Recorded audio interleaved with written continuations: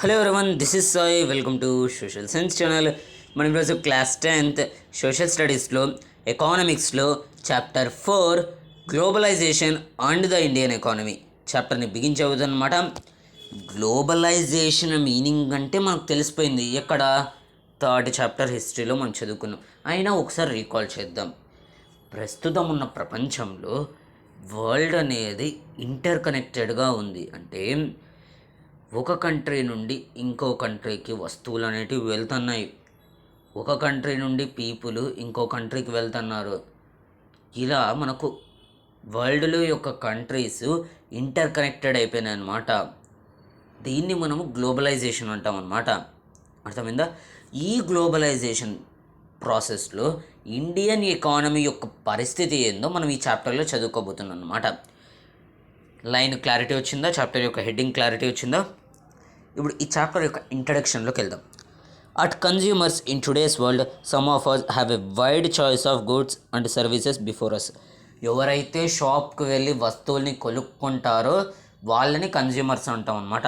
ఇప్పుడు మనం షాప్స్కి వెళ్ళినాం అనుకోండి, మన దగ్గర ఒక్క వస్తువు మీద చాలా ఆప్షన్స్ అనేవి ఉంటాయి అనమాట.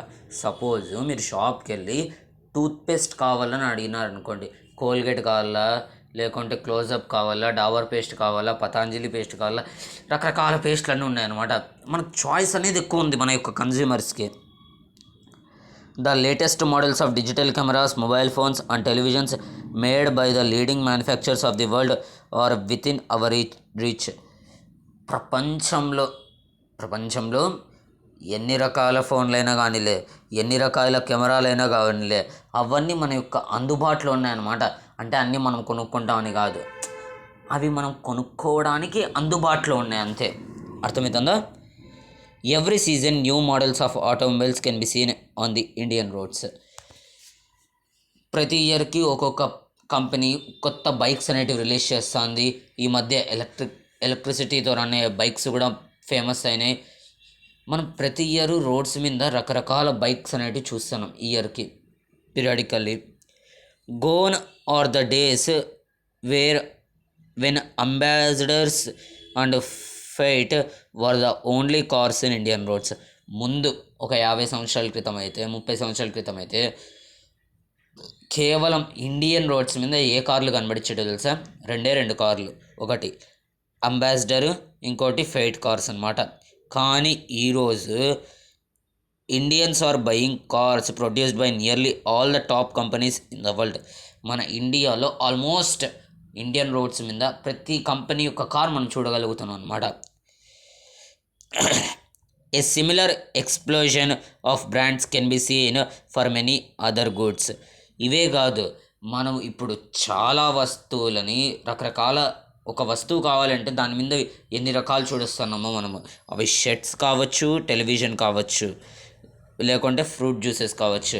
జ్యూస్లే తీసుకొని కోకోకోలా జ్యూస్ ఉంది, స్ప్రైట్ ఉంది, లిమ్కా ఉంది, ఎన్ని టైప్ ఆఫ్ జ్యూసెస్ ఉన్నాయి.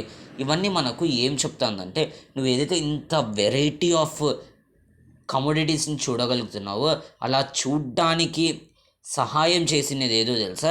ఈ గ్లోబలైజేషన్ ప్రాసెస్ అనమాట. అది మన నోటితో చెప్పించడానికి ఈ మ్యాటర్ అంతా మనతో చదివించినాడు అనమాట.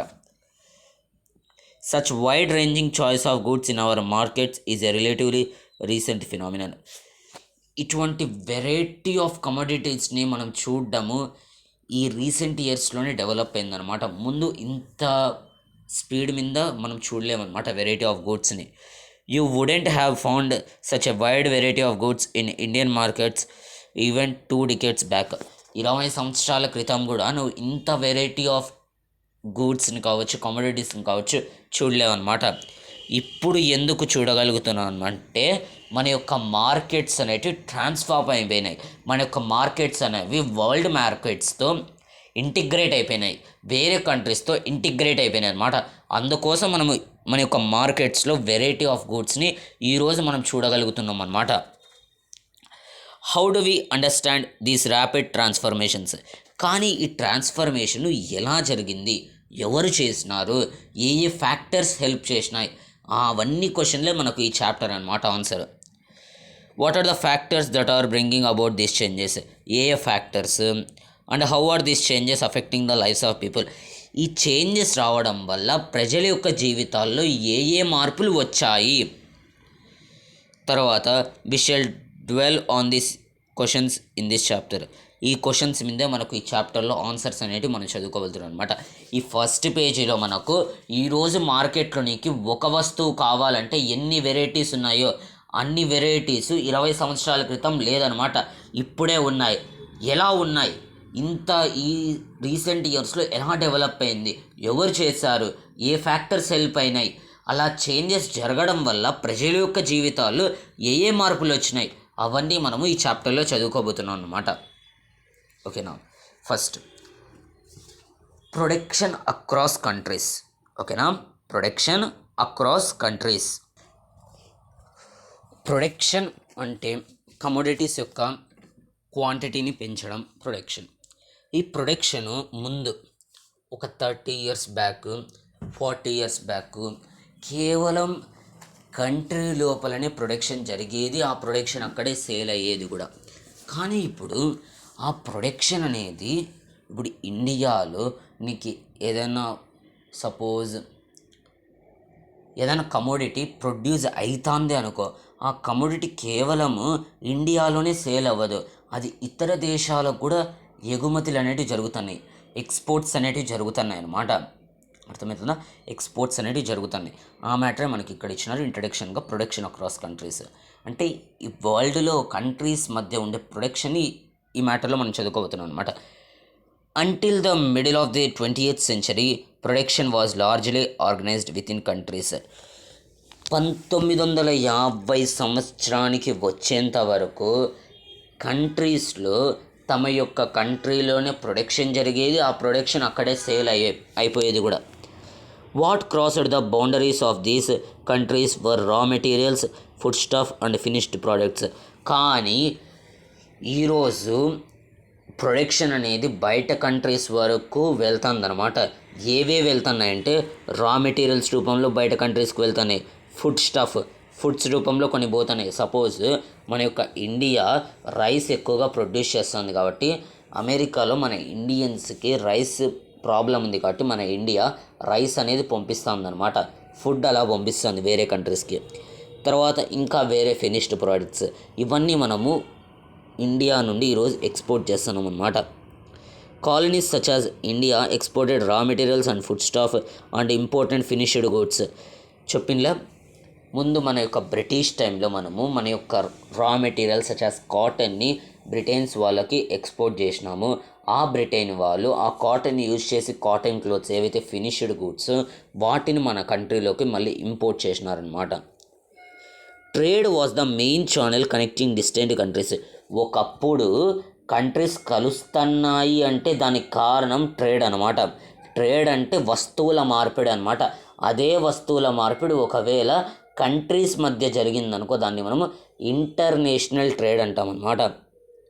This was before large companies called multinational corporations emerged on the scene. ఇప్పుడు ఇది ఏదైతే సీన్ ఉందో మొత్తము, ఈ సీన్ ఏదైతే ఉందో ఇది మొత్తము మల్టీనేషనల్ కార్పొరేషన్స్ రానంత వరకు అనమాట.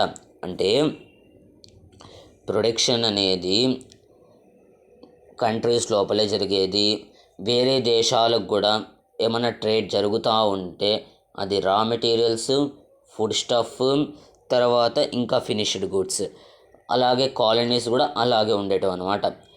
ట్రేడ్ అనేది మెయిన్ ఛానల్ అనమాట, కంట్రీస్ని కనెక్ట్ చేస్తుంది అంటే అది ట్రేడ్ అనమాట.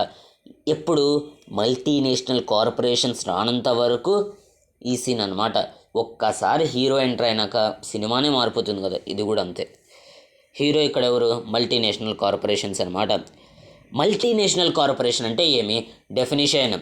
డెఫినిషన్ మైండ్లోకి ఎక్కిపోవాలంటే అంతే.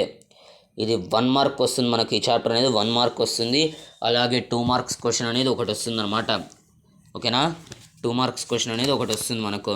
కాబట్టి ఈ 1 మార్క్కి బిట్స్ ఏమైనా అడగచ్చు, అబ్రివేషన్స్ అడుగుతూ ఉంటారు, డెఫినేషన్స్ అడుగుతూ ఉంటారు. కాబట్టి మనం బాగా మైండ్లోకి ఎక్కించుకొని వెళ్తూ ఉండాలన్నమాట.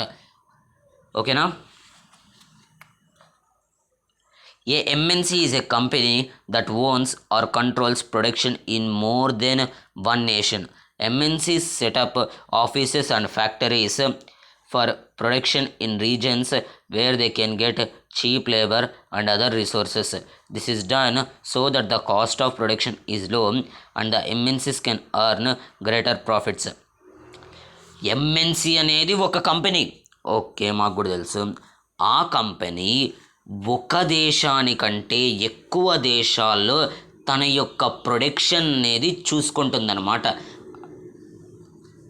అలాగే ఎంఎన్సి మల్టీనేషనల్ కార్పొరేషన్ తమ యొక్క ఆఫీసెస్ని కావచ్చు, ఫ్యాక్టరీస్ని కావచ్చు, ప్రొడక్షన్ కోసము వివిధ ప్రదేశాల్లో స్థాపిస్తుంది.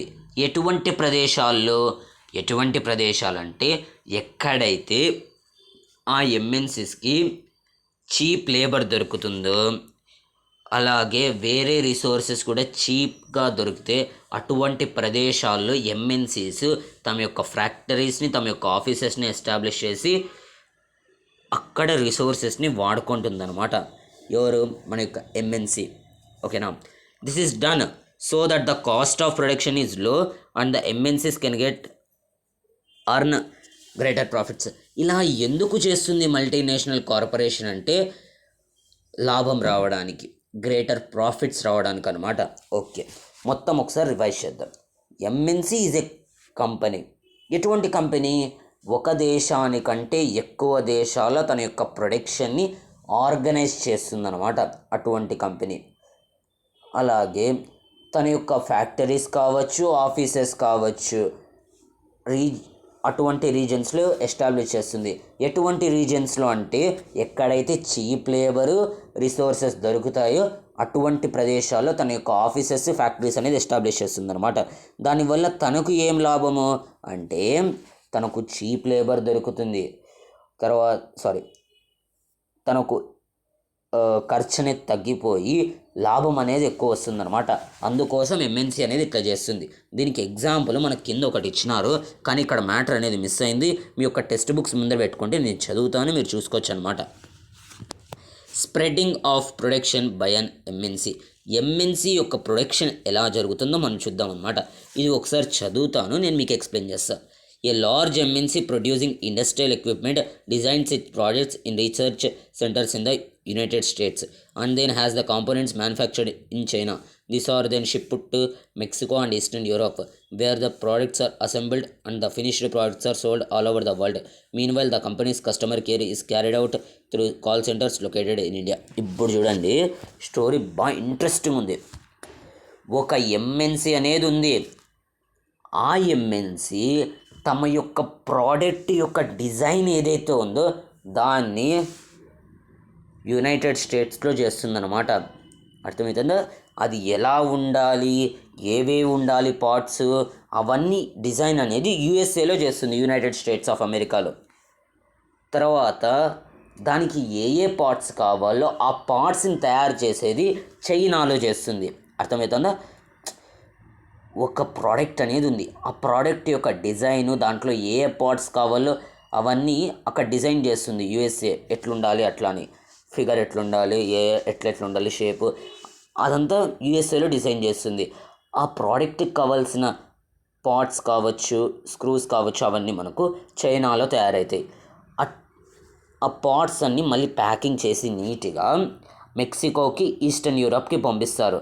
ఆ వచ్చిన పార్ట్స్ని యూజ్ చేసి అక్కడ ఆ ప్రోడక్ట్ని నీట్గా కన్స్ట్రక్ట్ అనేది చేస్తారనమాట, నీట్గా డిజైన్ అనేది చేస్తారు. ఆ వచ్చిన ఫినిష్డ్ ప్రోడక్ట్ని ప్యాకింగ్ చేసి వరల్డ్లో చాలా కంట్రీస్కి పంపించేస్తారనమాట. ఆ పంపించే పని ఇప్పుడు ఈస్టర్న్ యూరప్, మెక్సికోలో ఆ పార్ట్స్ని యూజ్ చేసి, చైనా నుండి వచ్చిన పార్ట్స్ని యూజ్ చేసి ప్రోడక్ట్ని తయారు చేసినారు. ఆ ప్రోడక్ట్ని ఏ వాళ్ళకి అమ్మాలి, ఎంత రేటుకి అమ్మాలి, అదంతా చూసుకునే ఎంప్లాయీస్ మన యొక్క ఇండియన్ కాల్ సెంటర్లో కూర్చొని వర్క్ చేస్తూ ఉంటారనమాట. కేసు ఎట్లుందంటే, ఉండేదేమో మేము హైదరాబాద్లో ఉన్నాము, కానీ మా యొక్క బిజినెస్ అనేది ఢిల్లీలో జరుగుతుందన్నమాట. అది ఇక్కడ కేసు అనమాట. అర్థమైంది? ఇప్పుడు అన్నాం ఇట్లా ఒక ఎంఎన్సి అనేది పనిచేస్తుంది. డిజైన్ ఏమో ఒక కంట్రీలో, దాని యొక్క పార్ట్స్ తయారీ ఏమో ఇంకో కంట్రీలో, వాటిని అసెంబుల్ చేసే పనేమో ఇంకో కంట్రీలో, వాటిని అమ్మే పనేమో ఇంకో కంట్రీలో. ఇలా వరల్డ్ అనేది ఏదో డైరెక్ట్లీ ఆర్ ఇండైరెక్ట్లీ కనెక్ట్ అవుతుంది. అంటే గ్లోబలైజేషన్ ప్రాసెస్ అనేది స్ట్రెంగ్తెన్ అవుతుంది అన్నమాట. In this example the MNC is not only selling its finished goods products globally, but more important, the goods and services are produced globally. As a result, production is organized in increasingly complex ways. ఈ example వల్ల మనము MNC అనేది కేవలము తన యొక్క products అనేది ప్రపంచం మొత్తానికి అమ్మలేదు.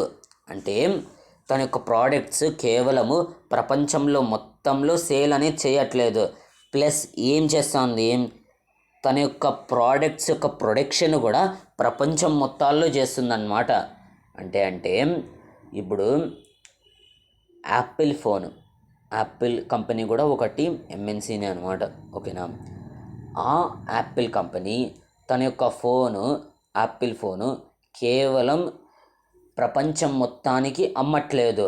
అలా అమ్ముతూ ఆ యాపిల్ కంపెనీ తన యొక్క యాపిల్ ఫోన్ యొక్క ప్రొడక్షన్ ప్రపంచం మొత్తంలో చేస్తుందన్నమాట. ఎట్లయితే ఒక కంట్రీలో దాని యొక్క పార్ట్స్ని తయారు చేయడం, దాని యొక్క అసెంబ్లీ వేరే కంట్రీలో, దాని యొక్క సెల్లింగ్ బయ్యింగ్ ఇంకో కంట్రీలో, అలా ప్రపంచం మొత్తంలో యాపిల్ కంపెనీ తన యొక్క ప్రొడక్షన్ని ఆర్గనైజ్ చేస్తుంది అన్నమాట. అంటే తన యొక్క ప్రొడక్షన్ని సంక్లిష్టంగా మార్గాల్లో ప్రొడక్షన్ యొక్క యాక్టివిటీని నిర్వహిస్తుందన్నమాట, నీట్గా సక్రమంగా. అర్థమైందా? The production process is divided into small parts and spread out across the globe. తన యొక్క ప్రొడక్షన్ యొక్క ప్రాసెస్ భాగాలుగా విడదీసి ఈ ప్రొడక్షన్ యాక్టివిటీ అనేది చైనాలో జరుగుతుంది, ఈ ప్రొడక్షన్ యాక్టివిటీ అనేది ఇండియాలో జరుగుతుంది, ఈ ప్రొడక్షన్ యాక్టివిటీ అనేది యుఎస్ఏలో జరుగుతుంది, ఈ ప్రొడక్షన్ యాక్టివిటీ అనేది మెక్సికోలో జరుగుతుంది. అలా డివైడ్ చేసిందనమాట ఈ ఎంఎన్సీ అనేది. China provides the advantage of being a cheap manufacturing location. China అనేది మనకు ఒక చీప్ మ్యానుఫ్యాక్చరింగ్ లొకేషన్ అనమాట.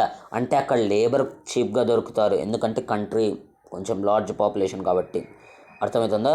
తర్వాత మనకు అక్కడ ఉండే రిసోర్సెస్ చీప్గా దొరుకుతాయి కాబట్టే మనకు ఎంఎన్సీ ఏదైతే యునైటెడ్ స్టేట్స్ ఆఫ్ అమెరికాలో డిజైన్ చేసిన ప్రోడక్ట్ యొక్క పార్ట్స్ చైనాలో తయారు చేపిస్తుంది కదా. ఎందుకు తయారు చేపించిందంటే అక్కడ మనకు చీప్ మ్యానుఫ్యాక్చరింగ్ లొకేషన్ అనమాట.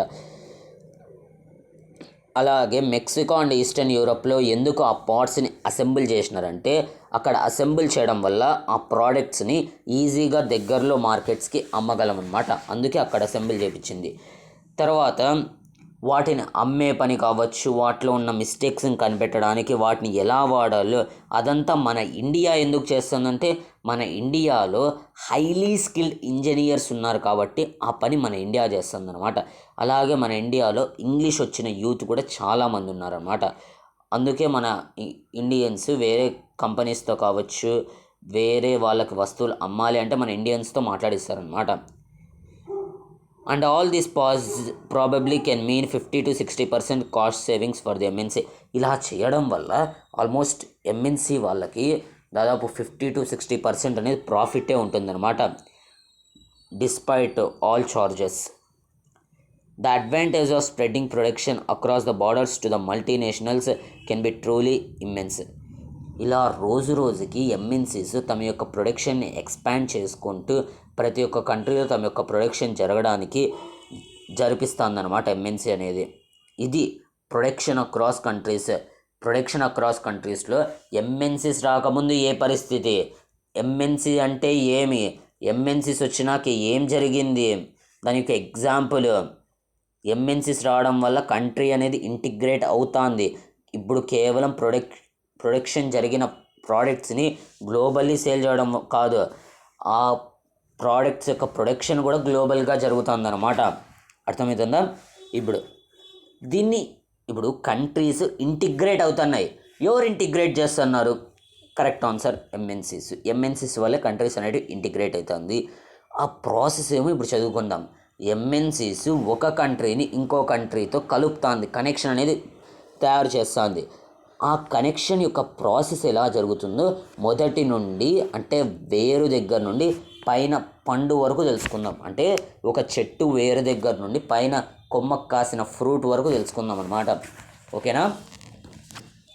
ఎంఎన్సీస్ కంట్రీస్ని ఇంటిగ్రేట్ చేస్తుంది, కనెక్ట్ చేస్తుంది ప్రొడక్షన్ యొక్క విషయంలో.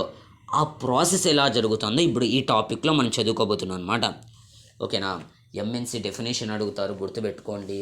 తర్వాత మనకు ఎంఎన్సీ ఎలా వర్క్ చేస్తుందో అడుగుతూ ఉంటారు, అది గుర్తుపెట్టుకోండి అనమాట. ఓకేనా. ఎంఎన్సీస్ ఒక కంట్రీలో ప్రొడక్షన్ని ఏర్పాటు చేసే ముందు కొన్ని ఫ్యాక్టర్స్ని చెక్ చేస్తుంది. ఆ కంట్రీలో కొన్ని ఫ్యాక్టర్స్ని చెక్ చేస్తుంది. ఎటువంటి ఫ్యాక్టర్స్, ఏ ఫ్యాక్టర్స్ అంటే తమ యొక్క ప్రొడక్షన్ ఎస్టాబ్లిష్ చేస్తున్న ఏరియా మార్కెట్స్కి దగ్గరలో ఉందా లేదా, అది ఫస్ట్ చెక్ చేస్తుంది. తర్వాత మేము ప్రొడక్షన్ ఎస్టాబ్లిష్ చేస్తున్న ఏరియాలో మాకు స్కిల్డ్ లేబర్ అంటే చదువుకున్న వాళ్ళు, కంప్యూటర్ ఆపరేట్ చేసేకి వచ్చేవాళ్ళు, మాట్లాడే వాళ్ళు, చదువుకున్న వాళ్ళు, వాళ్ళని స్కిల్డ్ లేబర్ అంటాం. అన్స్కిల్డ్ లేబర్ అంటే లేబర్, వాళ్ళు అవైలబుల్గా ఉన్నారా లేదా.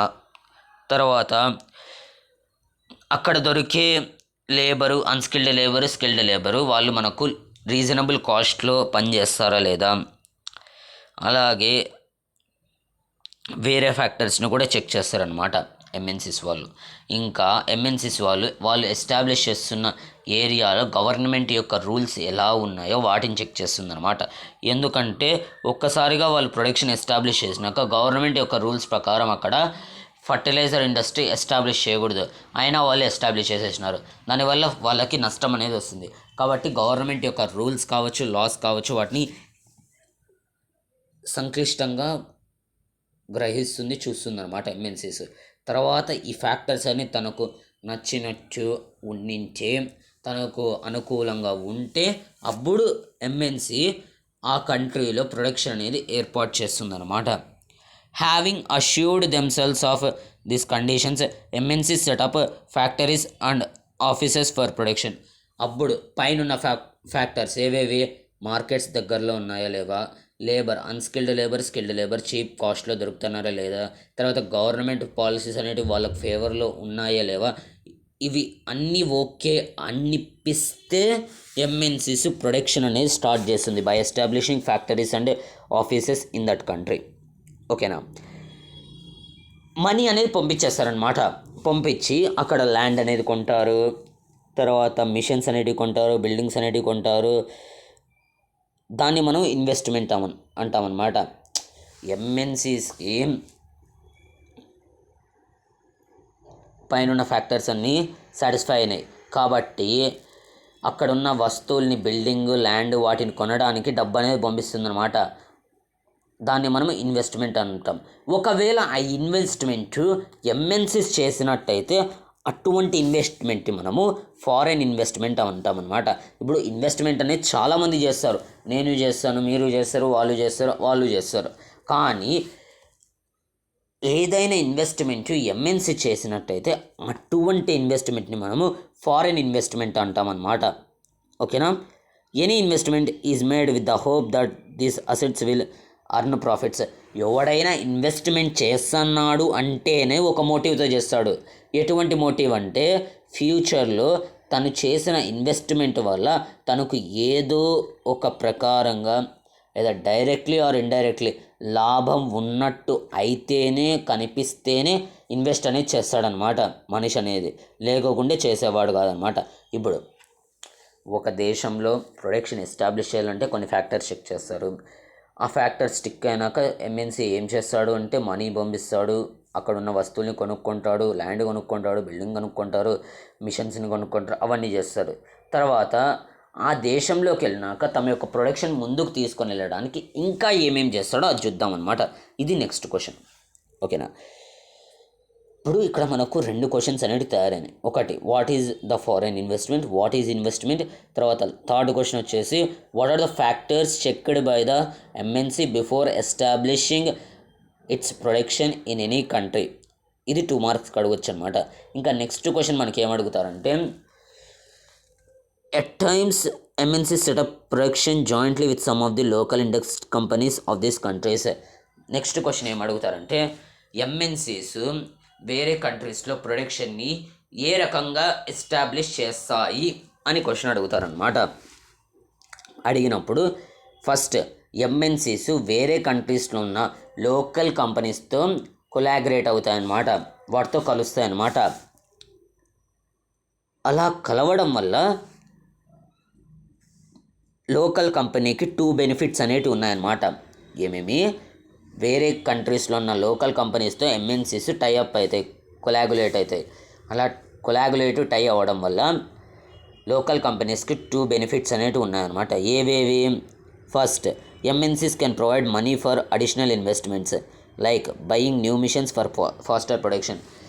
ఎంఎన్సీస్ వాళ్ళతో కలిసి పనిచేయడం వల్ల ఆ లోకల్ కంపెనీస్కి కొంచెం ఎక్కువ ఇన్వెస్ట్మెంట్ అనేది వస్తుందన్నమాట. ఎందుకు?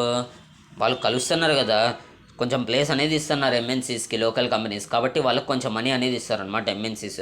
ఆ వచ్చిన మనీతో లోకల్ కంపెనీస్ న్యూ మిషనరీ అనేది కొనుక్కుంటారనమాట, ప్రొడక్షన్ ఇంకా స్పీడప్ చేయడానికి. తర్వాత సెకండ్ బెనిఫిట్ వచ్చేసి ఈ ఎంఎన్సీస్ వచ్చేటప్పుడు ఊరికే ఏం రావు కదా, వచ్చేటప్పుడు తమ యొక్క అడ్వాన్స్ టెక్నాలజీ అనేది తీసుకుని వస్తారనమాట. ఆ వచ్చిన అడ్వాన్స్ టెక్నాలజీని ఈ లోకల్ కంపెనీస్ వాడుకొని తమ యొక్క ప్రొడక్షన్ని స్పీడప్ చేయించుకుంటారనమాట. అర్థమవుతుందా? తమ యొక్క ప్రొడక్షన్ని స్పీడప్ చేయించుకుంటారు. ఇది ఫస్ట్ పాయింట్ అనమాట. ఇంకా ఏం చేస్తుంది MNC? But the most common route for MNC investments is to buy up local companies and then to expand production. కొన్ని ఎంఎన్సీస్ అయితే వేరే కంట్రీస్లో ఉన్న లోకల్ కంపెనీస్ని మొత్తాన్ని కొనేస్తుంది అనమాట. దానివల్ల వాళ్ళకు 2 బెనిఫిట్స్ ఎంఎన్సీస్కి, బుక్లో వెళ్ళేది నేను చెప్తాను. అలా లోకల్ కంపెనీస్ని కొనేయడం వల్ల వాళ్ళకు మళ్ళీ కొత్తగా ప్రొడక్షన్ని స్టార్ట్ చేయాల్సిన అవసరం లేదు. ఏదైతే లోకల్ కంపెనీ ప్రొడక్షన్ చేసే ప్లేస్ ఉందో అక్కడే వాళ్ళ యొక్క ప్రొడక్షన్ని స్టార్ట్ చేయొచ్చు అనమాట. అర్థమవుతుందా? ఆ లోకల్ కంపెనీ యొక్క బ్రాండ్ తీసేసి కొత్త బ్రాండ్ వేసేసి వాళ్ళు అమ్మచ్చు అనమాట వాళ్ళ యొక్క ప్రోడక్ట్స్. ఇలా బెనిఫిట్స్ అనేవి ఉన్నాయన్నమాట ఎంఎన్సీస్.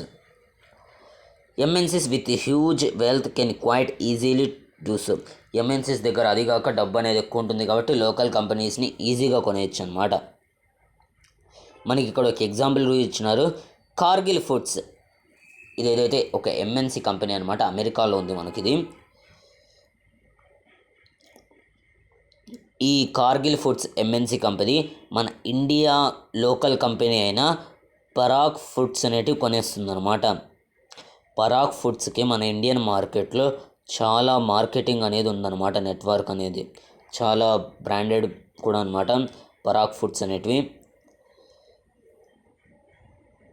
ఏషియా మొత్తంలో ఉందన్నమాట ఈ బ్రాండ్ అనేది. Parag foods had 4 oil refineries. ఈ పరాగ్ ఫుడ్స్ లోకల్ కంపెనీకి ఆల్మోస్ట్ ఆయిల్ రిఫైనరీస్ 4 ఉన్నాయన్నమాట. అవన్నీ ఇప్పుడు కార్గిల్ ఫుడ్స్ యొక్క కంట్రోల్లో ఉన్నాయి, ఎందుకంటే కార్గిల్ ఫుడ్స్ పరాగ్ ఫుడ్స్ని కొనుక్కుందనమాట. Cargill is the largest producer of edible oil in India with a capacity of to make 5 million pouches daily. pouches అంటే ఎట్లయితే మనం ఇక్కడ లీటర్స్లో కొలుస్తామో ఆయిల్ని, వాళ్ళు అమెరికాలో అక్కడ pouchesలో కొలుస్తారనమాట. ఓకేనా? ఆల్మోస్ట్ కార్గిల్ ఇండియాలో 5 million pouches ఆఫ్ ఆయిల్ని డైలీ ప్రొడ్యూస్ చేస్తుంది అనమాట. అర్థమవుతుందా? ఫస్ట్ పాయింట్, ఎంఎన్సీస్ లోకల్ కంపెనీస్తో కొలాగులేట్ అవుతాయి. దానివల్ల లోకల్ కంపెనీస్కి ఇన్వెస్ట్మెంట్ అనేది దొరుకుతుంది, అలాగే న్యూ టెక్నాలజీ అనేది దొరుకుతుంది. లేకోకుంటే ఎంఎన్సీస్ డైరెక్ట్ లోకల్ కంపెనీస్కి కొనేసుకొని తమ యొక్క ప్రొడక్షన్ని కంటిన్యూ చేస్తుంది అనమాట. అలా ఎగ్జాంపుల్ వచ్చేసి Cargill foods buys Parag foods అనమాట. Cargill foods now daily producing 5 million pouches of oil daily అనమాట. In fact many of top MNCs have wealth exceeding the entire budgets of the developing country governments. With such enormous wealth, imagine the power of the and the influence of these MNCs. ఒక developing country దగ్గర ఉండే amount ఒక MNC company వాడి దగ్గర ఉంటుందన్నమాట. అందుకే మనకు ఊరికే అన్నారు, ఒక కంట్రీని ఆ కంట్రీలోని గవర్నమెంట్ తప్ప ఆ కంట్రీలోని ఎంఎన్సీస్ రూల్ చేస్తాయన్నమాట. ఎందుకంటే ఇండియా దగ్గర ఎంతైతే, ఎగ్జాంపుల్ తీసుకుంటానా, మళ్ళీ బ్లాక్ చేయొద్దండి ఎగ్జాంపుల్ని, ఎంతైతే అమౌంట్ అనేది ఉంటుందో కొంతమంది ఎంఎన్సీస్ దగ్గర అమౌంట్ అనేది ఉంటుందన్నమాట. అర్థమవుతుందా? ఇప్పుడు ఇండియా దగ్గర సపోజ్ 1000 కోట్లు అనేది ఉందనుకో, సపోజ్ ఆ 1000 కోట్లు ఒక ఎంఎన్సోడి దగ్గర ఉంటుంది, ప్రైవేట్ ఎంఎన్సీ కంపెనీ దగ్గర. అంత రిచ్ అనమాట. అందుకే అవి ఎంఎన్సీస్ గవర్నమెంట్ యొక్క లాస్ని కూడా షేప్ చేయగలవు అనమాట. గవర్నమెంట్ యొక్క పవర్ని కూడా షేప్ చేయగలవు. గవర్నమెంట్నే షేప్ చేయగలదు అనమాట ఎంఎన్సీస్, ఇన్ఫ్లుయెన్స్ చేయగలదు అనమాట. There's another way in which MNCs control production. ఇంకొక వే అనేది ఉందన్నమాట ఎంఎన్సీస్ తమ ప్రొడక్షన్ని ఆర్గనైజ్ చేసే వే. ఏమి అంటే, large MNCs in developed countries place orders for production with small producers. Developed కంట్రీస్లో ఉన్న ఎంఎన్సీస్ ఆ కంట్రీస్లో ఉన్న స్మాల్ ప్రొడ్యూసర్స్తో ఆర్డర్ అనేది తీసుకుంటారనమాట. ఆర్డర్ అనేది రాపించుకుంటారు. ఆ స్మాల్ ప్రొడ్యూసర్స్ ఇప్పుడు సపోజ్ ఫుట్బాల్ టీం అనుకోండి. ఫుట్బాల్ టీము, ఒక ఎంఎన్సీ కంపెనీ ఫుట్బాల్ టీము. ఒక ఎంఎన్సీ కంపెనీ అనేది ఫుట్బాల్స్ని తయారు చేస్తుంది అనమాట. ఆ ఫుట్బాల్ ఎంఎన్సీ కంపెనీ స్మాల్ ప్రొడ్యూసర్స్తో టైఅప్ అవుతుంది అనమాట. ఇట్లా ఫుట్బాల్స్ మాకు తయారు చేసిందని, ఇదిగో ఇట్లా ఫుట్బాల్స్ తయారు చేసి ఇస్తారనమాట స్మాల్ ప్రొడ్యూసర్స్. ఇంకా వేరేటివి కూడా తయారు చేసిస్తారు. అవి garments, footwear, sport items are examples of industries where production is carried out by large number of small producers around the world. MNCs ప్రపంచం మొత్తంలో స్మాల్ ప్రొడ్యూసర్స్తో ఎటువంటి వస్తువులు తయారు చేపిస్తారంటే ఇటువంటి వస్తువులు అనమాట. ఇవన్నీ తయారు చేపిస్తారనమాట.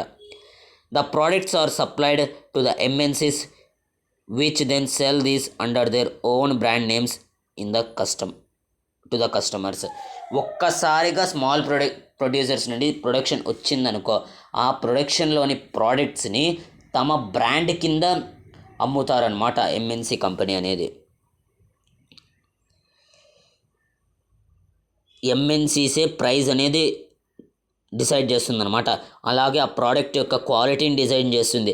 అదే ఎవరెవరికి వెళ్ళాలి, తర్వాత ఆ కంపెనీలో పనిచేస్తున్న వాళ్ళకి ఎంత లేబర్ రావాలి, ఎటువంటి కండిషన్స్ ఉండాలి, ప్రొడ్యూసర్స్కి కావచ్చు, లేబర్కి కావచ్చు, ఇవన్నీ మనకు ఎంఎన్సీ అనేది ఇన్ఫ్లుయెన్స్ చేస్తుందన్నమాట.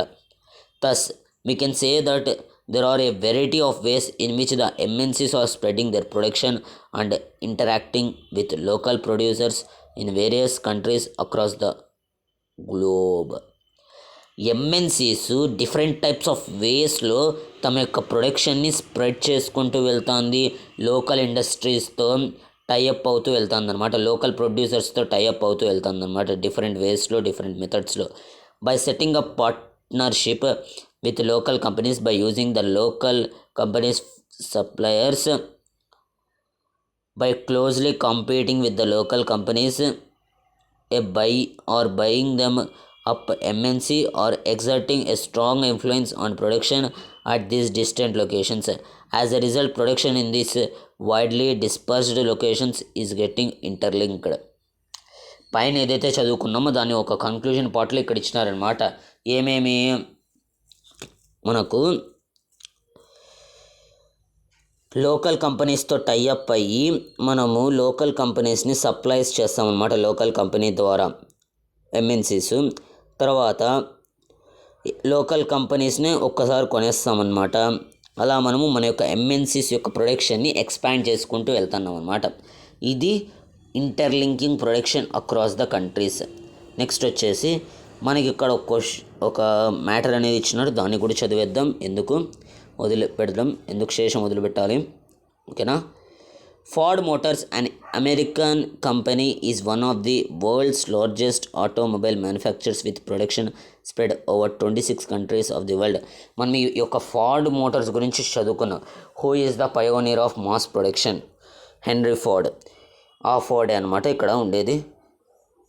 ఈ ఫోర్డ్ మోటార్స్ అనేది ఒక అమెరికన్ కంపెనీ అనమాట. వరల్డ్స్ లార్జెస్ట్ ఆటోమొబైల్ మ్యానుఫ్యాక్చరింగ్ అనమాట. ఈ కంపెనీకి ఆల్మోస్ట్ 26 కంట్రీస్లో ప్రొడక్షన్ అనేది జరుగుతుందన్నమాట ఈ కంపెనీ యొక్క కార్ది. ఫోర్డ్ మోటార్స్ ఇండియాలోకి 1995లో వచ్చింది. అండ్ ఇండియాలో 1700 crores అనేది ఇన్వెస్ట్ చేసిందనమాట లార్జ్ ప్లాంట్ని ఎస్టాబ్లిష్ చేయడం కోసం చెన్నైలో. అర్థమవుతుందా? తర్వాత వచ్చేసి దిస్ వాజ్ డన్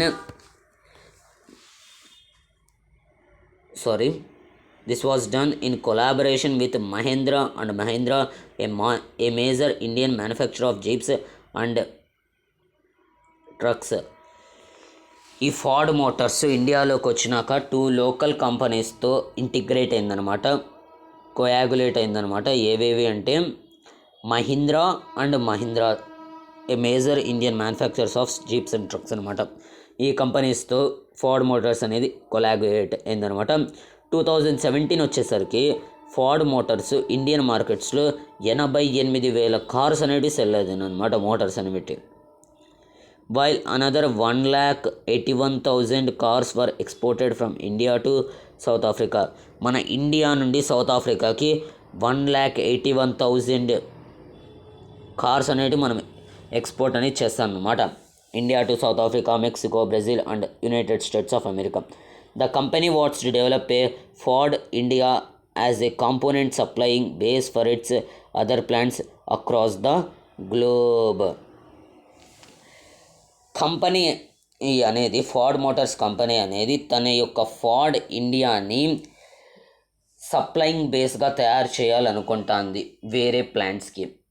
గ్లోబల్లో, వరల్డ్లో ఇండియాని సప్లయింగ్ కాంపోనెంట్గా తయారు చేయాలనుకుంటుంది ఫార్డ్ మోటార్స్ కంపెనీ అనమాట.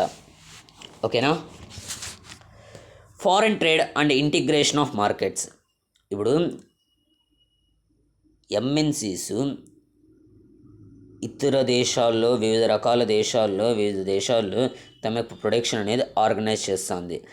2 దేశాల మధ్య ఎక్స్చేంజ్ ఆఫ్ కమోడిటీస్ జరిగితే దాన్ని ఇంటర్నేషనల్ ట్రేడ్ అనొచ్చు, ఫారెన్ ట్రేడ్ అనొచ్చు అనమాట. ఓకేనా. ఇలా ఈ ఫారెన్ ట్రేడ్ జరగడం వల్ల ఇండియన్ మార్కెట్స్ ఆ ఎంఎన్సీ మార్కెట్స్తో ఇంటిగ్రేట్ అవుతాయి అన్నమాట. అర్థమవుతుందా. For a long time foreign trade has been the main channel connecting countries. కొన్ని ఏండ్ల వరకు, కొన్ని శతాబ్దాల వరకు 2 కంట్రీస్ కనెక్ట్ అయి ఉన్నాయి అంటే దానికి కారణం వచ్చేసి మనకు ట్రేడ్ అనమాట. In history you would have read about the trade routes connecting India and South Asia to markets both in the east and west and the extensive trade that took place along these routes. మనం ముందు history 3rd లెసన్లో కూడా చదువుకున్నాం. India నుండి south ఏషియాకి చాలా వస్తువులు వెళ్తాయి, అలాగే ఈస్ట్ వెస్ట్ కంట్రీస్కి కూడా చాలా వస్తువులు అనేవి వెళ్తాయి అన్నమాట. Also you would remember that it was trading interest which attracted various trading companies such as the East India Company to India. అలాగే కొన్ని ట్రేడింగ్ కంపెనీస్ మన ఇండియాలోకే వచ్చి తమ యొక్క ఎంఎన్సీ కంపెనీస్ని ఎస్టాబ్లిష్ చేసుకుందనమాట. What then is the basic function of foreign trade. Foreign trade వల్ల ఏమి లాభాలు ఉన్నాయి, ఏమి నష్టాలు ఉన్నాయి, ఎవరికి ఉన్నాయి, ఎవరికి లేవు, అలా మనం ఇప్పుడు చదువుకోబోతున్నాం అనమాట ఫారెన్ ట్రేడ్ని. To put it simply, foreign trade creates an opportunity for the producers to reach beyond the domestic markets. ఈ ఫారెన్ ట్రేడ్ ఉండడం వల్ల కేవలం తమ యొక్క దేశంలోని మార్కెట్స్లోనే తమ యొక్క గూడ్స్ని, కమోడిటీస్ని సెల్ చేయడమే కాదు, ఇతర దేశాల్లో ఉన్న మార్కెట్స్లో కూడా మన వాళ్ళు తమ యొక్క ప్రోడక్ట్స్ని అమ్మగలుగుతున్నారనమాట. Producers can sell their produce not only in markets located within the country but can also compete in the markets located in the countries of the world యొక్క కంట్రీస్తో కూడా పోటీ పడడానికి మన యొక్క ప్రొడ్యూసర్స్ అనేవాళ్ళు తమ యొక్క ప్రోడక్ట్స్ని కేవలం భారతదేశం కాకుండా ఇతర దేశాలకు కూడా ఎగుమతి అనేది చేస్తున్నారనమాట. Similarly for the buyers, import of goods produced in the another country is one way of expanding the choice of goods beyond what is domestically produced. అలా వేరే కంట్రీస్ నుండి మన దేశంలోకి ఇతర రకాలైన వస్తువులు రావడం వల్ల మనకు చాయిస్ అనేది ఎక్కువ ఉంటుందన్నమాట. ఇది నచ్చలేదా వేరేది ఉంది, అది నచ్చలేదా వేరేది ఉంది, అలా మనకు చాయిసెస్ అనేటివి ఎక్కువ ఉన్నాయన్నమాట. ఇలా మనకు ఫారెన్ ట్రేడ్ యొక్క యూజెస్ అనేవి మనం చూడగలుగుతున్నాం అన్నమాట. ఇప్పుడు ఈ ఫారెన్ ట్రేడ్ వల్ల ప్రొడ్యూసర్స్ లాభపడినారా, నష్టపోయినారా, కన్జ్యూమర్స్ లాభపడినారా, నష్టపోయినారా, అది మనం ఇప్పుడు చదువుకోబోతున్నాం అన్నమాట. Chinese manufacturers learn of an opportunity to export toys to India, where toys are sold at a high price. They start exporting plastic toys to India. Buyers in India now have the option of choosing between Indian and the Chinese toys. Because of the cheaper prices and new designs, Chinese toys became more popular in Indian markets. Within a year, 70 to 80% of the shape toy shapes shops have replaced Indian toys with Chinese toys. Toys are now cheaper in the Indian markets than earlier. What is happening here? As a result of trade, Chinese toys came into the Indian markets. In the competition between Indian and Chinese toys, Chinese toys provide better. Indian buyers have a greater choice of toys and at lower prices. For the Chinese toy markets, this provides an opportunity to expand business.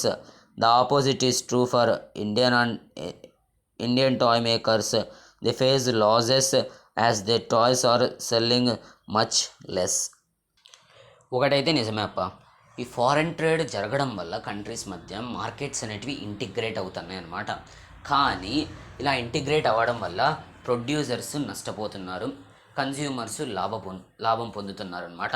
ఎలా అంటే ఇప్పుడు ఇక్కడ మనకు ఒక example అనేది ఇచ్చినారనమాట. Chinese toys recent ఇయర్స్లో తమ యొక్క టాయ్స్ ప్రొడక్షన్ అనేది ఇండియాకు పంపించడం మొదలుపెట్టిందనమాట. అంటే ఇండియాలో తమ యొక్క చైనీస్ టాయ్స్ని అమ్మడం మొదలుపెట్టిందనమాట.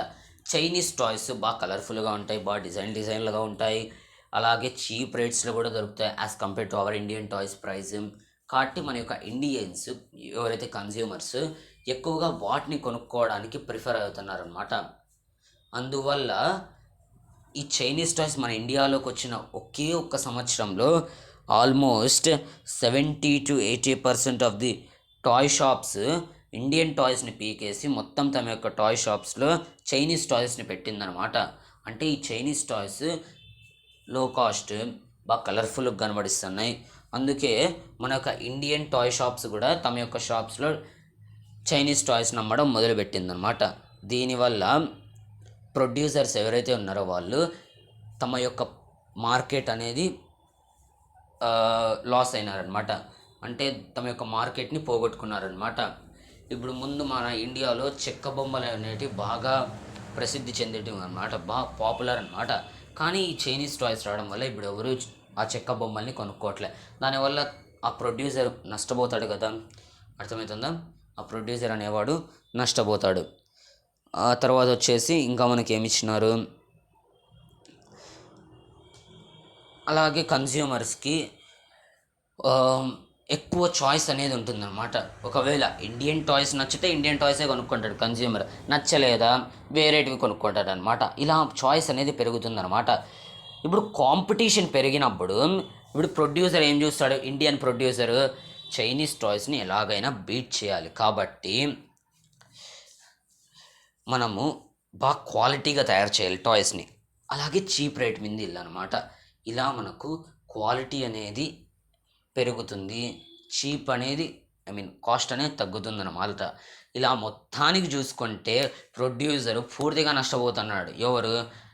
ఈ ఫారెన్ ట్రేడ్ జరగడం వల్ల డొమెస్టిక్ మార్కెటర్స్ పూర్తిగా నష్టపోతున్నారు, కన్జ్యూమర్స్ బాగా లాభం అనేది పొందుతున్నారనమాట. ఇది మనం గమనించాల్సిన విషయం. In general with the opening of trade goods travel from one market to another. ఈ ఫారెన్ ట్రేడ్ జరగడం వల్ల ఒక మార్కెట్లో ఉన్న వస్తువులు ఇంకొక మార్కెట్కి వెళ్ళి చేరుతున్నాయి అన్నమాట. Choice of goods in the markets rises. ఇలా కన్జ్యూమర్స్కి చాయిస్ అనేది పెరిగిపోయిందనమాట, ఆప్షన్స్ అనేవి పెరిగిపోయినాయి. Prices of similar goods in the two markets tend to become equal. Producer compete చేయాలి అంటే చైనీస్ టాయ్స్తో, ఆ చైనీస్ టాయ్స్ కంటే తను ప్రొడ్యూస్ చేస్తున్న టాయ్స్ ఇంకా బాగా కనబడించాలి, తక్కువ ప్రైస్లో దొరకాలి, అలా చేయడానికి ట్రై చేస్తాడనమాట. అప్పుడు మార్కెట్స్ అనేటివి ఈక్వల్ అవుతాయి. And producers in the two countries now closely compete against each other even though they are separated by thousands of miles. China వాడేమో చైనా కంట్రీలో ఉన్నాడు, ఇండియా వాడేమో ఇండియాలో ఉన్నాడు. కానీ టాయ్స్ యొక్క ప్రొడక్షన్ విషయంలో మాత్రం ఎంత డిస్టెన్స్లో అయినా ఉన్నీలే చైనా వాడు. ఇండియన్ ప్రొడ్యూసరు వాళ్ళతో ఫైట్ చేస్తున్నాడు అనమాట తన యొక్క టాయ్స్ని బాగా అమ్మడానికి. Indian producer. Foreign trade thus results in connecting the markets or integration of markets in different countries. Foreign trade జరగడం వల్ల మన యొక్క వరల్డ్లో కంట్రీస్లో ఉన్న మార్కెట్స్ ఇంటిగ్రేట్ అవుతాయి అన్నమాట. అంటే ఇప్పుడు నువ్వు చైనా టాయ్స్ కొనుక్కోవాలనుకో, ముందు నువ్వు చైనాకి వెళ్ళే కొనుక్కోవాలన్నమాట. కానీ ఇప్పుడు మనం ఆ చైనీస్ టాయ్స్ని మన ఇండియాలోనే కొనుక్కోగలుగుతున్నాం అనమాట. ఇలా ఈ ఫారెన్ ట్రేడ్ ఎక్స్పాండ్ అవ్వడం వల్ల, పెరగడం వల్ల మార్కెట్స్ అనేటివి ఇంటిగ్రేట్ అయినాయి అన్నమాట. అర్థమైందా? మార్కెట్స్ అనేటివి ఇంటిగ్రేట్ అయినాయి అన్నమాట. ఓకేనా? ఈ వీడియోలో ఎక్స్ప్లెయిన్ చేసిన టాపిక్స్ మీకు బాగా అర్థమైంటే వీడియోని లైక్ చేయండి, మీ ఫ్రెండ్స్ అండ్ ఫ్యామిలీ మెంబర్స్కి షేర్ చేయడం అస్సలు మర్చిపోద్దండి అనమాట. మీరు చేసే ఒక్కొక్క సబ్స్క్రైబ్ మాకు మోటివేషన్ అనేది ఇస్తుందన్నమాట ఇటువంటి వీడియోస్ చాలా చేయడానికి. So please do subscribe. ఓకేనా? Stay connected, keep learning with social science channel.